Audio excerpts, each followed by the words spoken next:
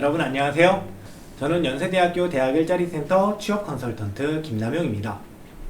저희 학교 학생들은 공공기관 취업에 대해서 굉장히 관심이 많습니다. 아무래도 여러분들이 실력도 있고 그 다음에 주변에 혁신도시가 있으면서 지역 인재 채용을 통해서 여러분들이 취업을 할 가능성이 좀 더 높다 보니까 여러분들이 공공기관 취업에 관심이 많은 것 같습니다. 그래서 오늘 여러분들을 위해서 공공기관 정보를 수집하는 방법에 대한 이야기를 나누려고 합니다. 총 2편의 영상으로 제작이 될 거고요. 한 편은 공공기관에서 요구하는 직무, 그 일에 대해서 어떻게 정보를 수집을 하는지, 무엇을 준비해야 되고 무엇을 공부해야 되는지에 대한 내용을 말씀을 드릴 거고요. 두 번째 영상에서는 공공기관의 기관 정보에 대한 정보 수집 방법을 말씀드리려고 합니다. 제가 말씀드리는 내용들이 아무래도 공공기관에 집중이 되어 있다 보니까 사기업을 준비하시는 분들은 내가 그럼 이걸 들어야 될까? 라고 생각을 하실 수도 있는데, 일단 직무에 대한 정보를 수집하는 방법 자체는 공기업이든 사기업이든 해두면 여러분들이 직무를 이해하는 데 큰 도움이 될 거기 때문에 오늘은 공기업, 사기업 구분 없이 한번 이 영상을 활용해 보시길 바라고요.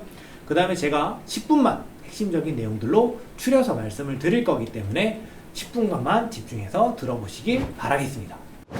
공공기관 채용 공고를 보시면 그 안에 반드시 포함되어 있는 직무 기술서예요.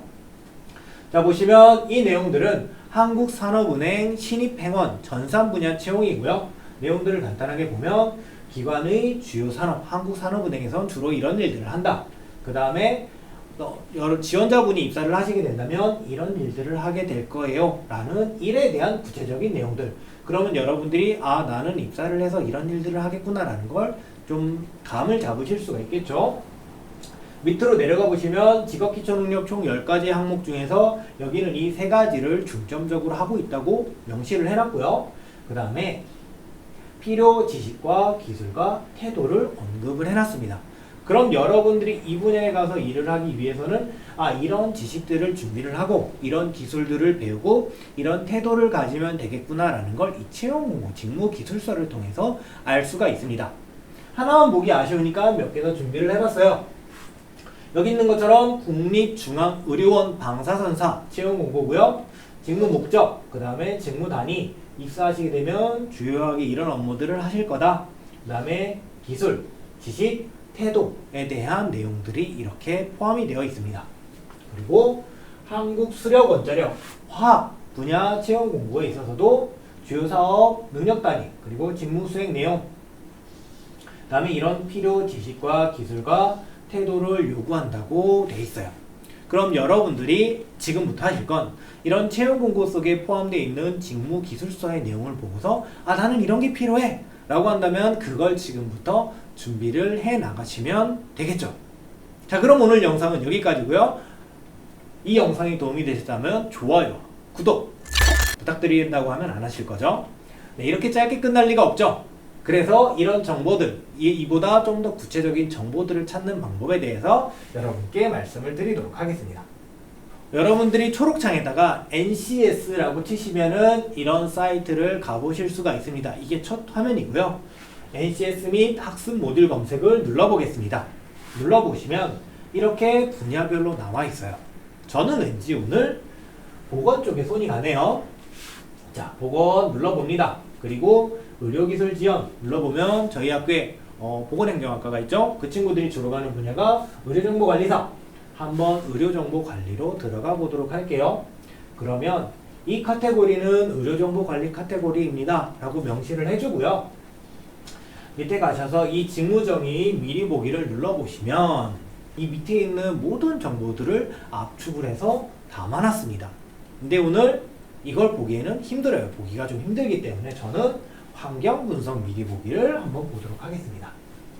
환경분석 미리 보기를 하시면요, 이 분야에 대한 전반적인 개요라던가 이런 간단한 부분들이 나와 있어요. 자, 그래서 보시면 직무능력 수준이라던가 그 다음에 사업체 및 종사자 수, 조금 더 넘어가 보면 인력 배출 현황, 그리고 직업정보, 조금 더 가볼 겁니다.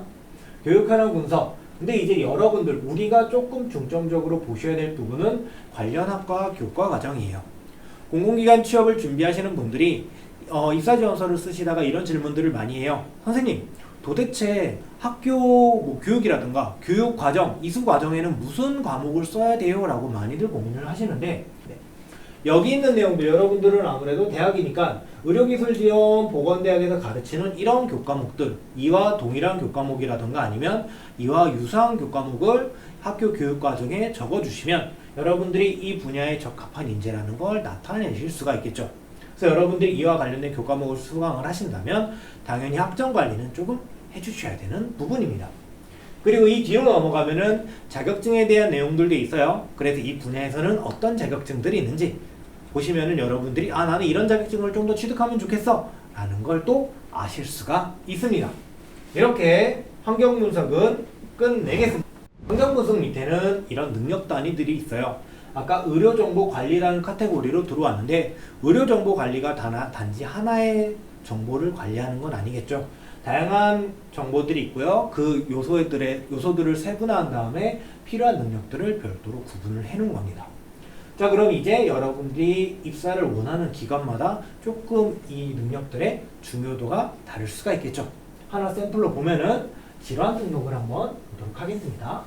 질환 등록은 능력 단위의 정의는 이런 것들이라고 간단하게 나오고요. 그 다음에 아까와 똑같이 지식과 기술과 태도가 나와 있습니다. 우리 아까 보셨던 직무기술서는 하나의 직업군, 직무에서 이런 것들을 요구한다라고 요 정도 분량이었잖아요. 근데 이건 하나의 작은 능력 단위에서 이 정도의 능력들과 지식과 기술과 태도를 요구한다라고 좀 더 구체적으로 나와 있죠. 그래서 여러분들이 이 내용들을 보시면 내가 좀 더 구체적으로 이런 것들에 대한 공부를 하면 좋겠구나. 그리고 기술들을 봤을 때는 그러면 내가 뭐 실습이라던가 인턴을 갔을 때 이런 기술들을 좀 더 눈여겨서 몸에 익히는 게 좋겠구나 라는 걸 또 여기서 알 수가 있습니다. 좀 더 넘어가 보면요, 또 어떤 내용들이 나오냐면 이렇게 구체적인 자료 및 관련 서류가 있고요. 그 다음에 장비 및 도구가 있어요. 역시 실습이나 인턴 가서 이런 장비들을 만져볼 수가 있다면 좀 더 이 장비들을 손에 익숙하게 만들어 놓는 것이 여러분들이 추후에 취업을 할 때 여러분들의 강점, 직무 전문성을 어필할 수 있는 하나의 요소가 된다는 거 알아두시면 좋겠어요. 능력 단위도 끝이 납니다. 저는 간단하게 하고 넘어가지만 여러분들은 여기 있는 내용들을 한 번씩 쭉 훑어보시길 바라는 마음입니다. 자, 그 다음에 NCS 학습 모듈입니다. 과연 그러면 이런 요소들을 어떻게 공부를 해야 될지에 대한 내용들이 이 안에 담겨 있어요. 자, 보시면 저는 똑같이 질환 등록을 한번 보도록 할게요. 네, 그러면 이런 PDF 파일이 또 뜹니다. 근데 이 PDF 파일 같은 경우는 앞에 한 10페이지 정도는 쭉 넘어가 볼까요? 10페이지 정도는 이런 기본적인 개요라든가 자료 활용 방법에 대한 내용들이 들어있어요. 그래서 넘어가셔도 괜찮습니다. 한 10페이지 정도부터는 어느 정도 어느 부분을 우리가 보고 있어요 라는 걸 알려주고요. 그 다음에 목차가 나오게 됩니다. 오늘 여러분들에게 샘플로 말씀드릴 거라서 이 모든 내용을 세세하게 다루진 않을 거고요. 어떤 순서들이 어떤 내용들이 있고 그것들을 어떻게 활용하면 좋을지에 대한 이야기를 간단하게 해드리도록 할게요. 질환 등록 시스템 관리라는 항목을 배우기 위해서 이런 지식들이 필요하다라고 구체적인 지식에 대한 내용들이 이렇게 들어있습니다. 표도 들어가 있고요. 그 다음에 이런 테이블이라든가 최신 정보들을 알아야 된다라는 내용들, 이런 내용들이 다 들어있다는 거죠. 이건 아까 학습 모듈, 능력 단위에서 저희가 봤죠.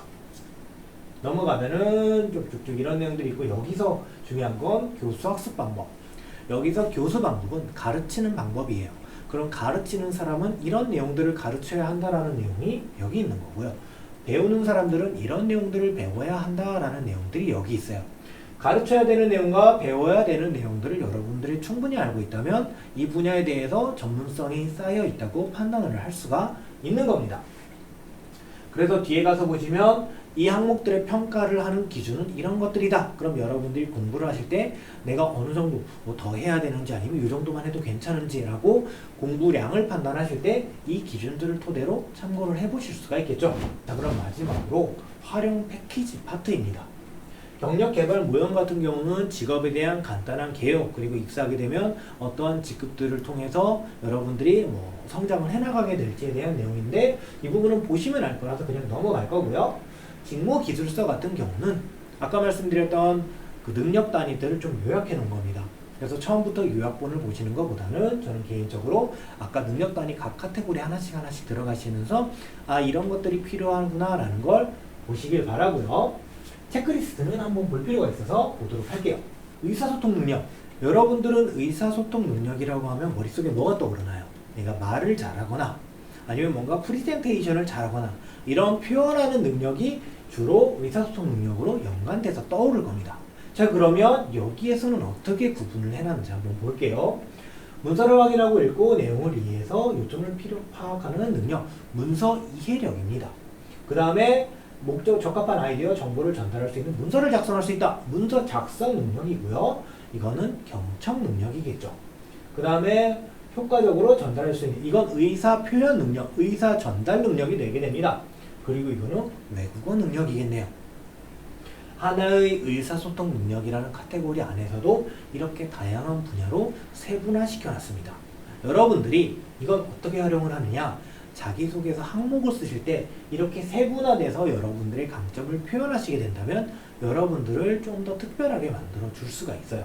그래서 이 내용들은 여러분들이 자기소개서 항목을, 키워드를 선별을 하실 때 반드시 참고를 하시면 굉장히 도움이 될 내용이라서 제가 같이 한번 봤습니다. 자, 그 다음에는 자가진단도구. 자가진단도구는 아까 여러분들이 스스로 내가 어느 정도의 위치와 있고 어느 정도 지식을 더 공부해야 되고 어떤 지식이 부족한지에 대한 진단을 제가 뒷부분에서 말씀드린다고 했는데 그 내용이에요. 그래서 여기서 그렇지 않다, 매우 그렇다 라고 했을 때 그렇지 않은 내용들이 많으면 여러분들이 그 부분을 좀 더 강화를 해 나가시면 직무 전문성을 키워가실 수 있다 라고 말씀을 드릴 수가 있습니다. 여러분, 오늘은 NCS 사이트 속에서 여러분들이 취업을 희망하는 공공기관의 직무 정보를 수집하는 방법에 대해서 한번 알아봤어요.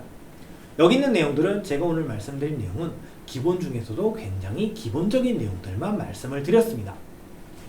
그래서 제가 말씀드린 내용 정도는 꼭 알아두시면 좋겠고요. 추가적으로 궁금한 내용들이 있으시다면 저희 학생복지회관 대학 일자리 센터로 방문을 해주시면 저희가 좀 더 추가적인 정보와 그리고 계획 수립 등도 지원을 해드리니까 편한 마음으로 방문을 하시고요. 오늘 영상이 도움이 되셨다면 좋아요와 구독 부탁드리겠습니다. 여러분, 그럼 다음 강의에서 뵙겠습니다. 감사합니다.